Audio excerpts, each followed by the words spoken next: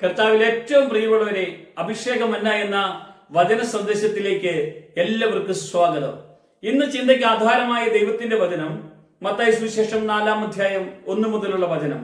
അനന്തരം പിശാചിനാൽ പരീക്ഷിക്കപ്പെടുവാൻ യേശുവിനെ ആത്മാവ് മരുഭൂമിയിലേക്ക് നടത്തി. അവൻ 40 പകലും 40 രാവും ഉപവസിച്ച ശേഷം അവന് വിശന്നു. അപ്പോൾ പരീക്ഷകൻ അടുത്തു വന്നു, നീ ദൈവപുത്രനെങ്കിൽ ഈ കല്ല് അപ്പമായി തീരുവാൻ കൽപ്പിക്കുക എന്ന് പറഞ്ഞു. അതിനവൻ, മനുഷ്യൻ അപ്പം കൊണ്ട് മാത്രമല്ല ദൈവത്തിന്റെ വായിൽ കൂടി വരുന്ന സകല വചനം കൊണ്ടും ജീവിക്കുന്നു. Praise the Lord.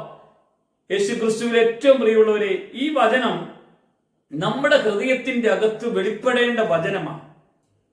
യേശു കർത്താവ് സ്നാനമെടുത്ത്, യേശു കർത്താവ് ദൈവത്തിന്റെ പുത്രനാണെന്നുള്ള ദൈവിക വെളിപ്പാടോടുകൂടെ കടന്നു പോകുമ്പോൾ ആദ്യം തന്നെ യേശു കർത്താവ് പിശാചിനാൽ പരീക്ഷിക്കപ്പെടുന്നതായിട്ടാണ് നമുക്ക് കാണാൻ കഴിയുന്നത്.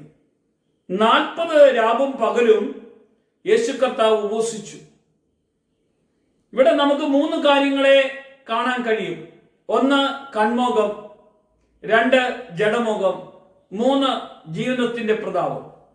3 മേഖലകളെയും പിശാച് പരാജയപ്പെടുത്താൻ ശ്രമിക്കും.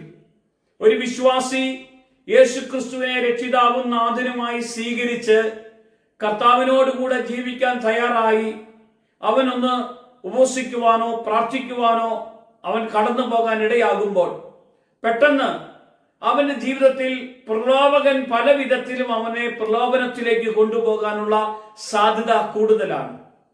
അതുകൊണ്ടാണ് യേശു കർത്താവ് പറഞ്ഞത്, പ്രലോഭനത്തിൽ ഉൾപ്പെടാതിരിക്കുവാൻ നിങ്ങൾ ഉണർന്നിരുന്ന് പ്രാർത്ഥിക്കണം. പ്രലോഭനം ഏത് വിധേനയും വരും.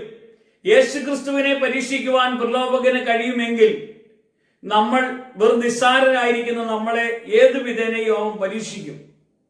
അതുകൊണ്ട് ആ കർത്താവ് പറഞ്ഞത്, ഉപവാസവും പ്രാർത്ഥനയും കൂടാതെ ആർക്കും എന്നെ പ്രസാദിപ്പിക്കാൻ കഴിയില്ല.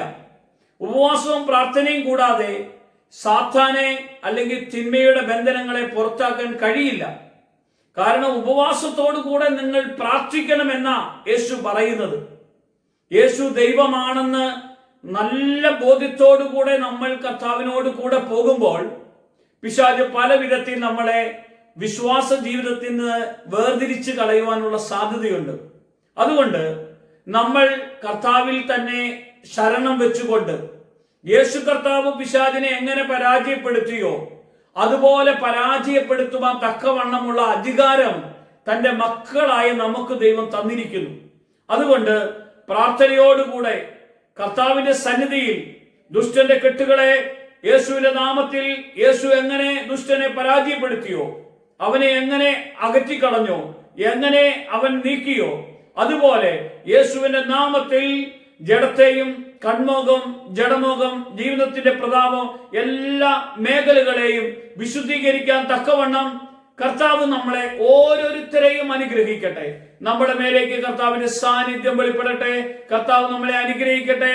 യേശുവിന്റെ നാമത്തിൽ തന്നെ ആമേൻ.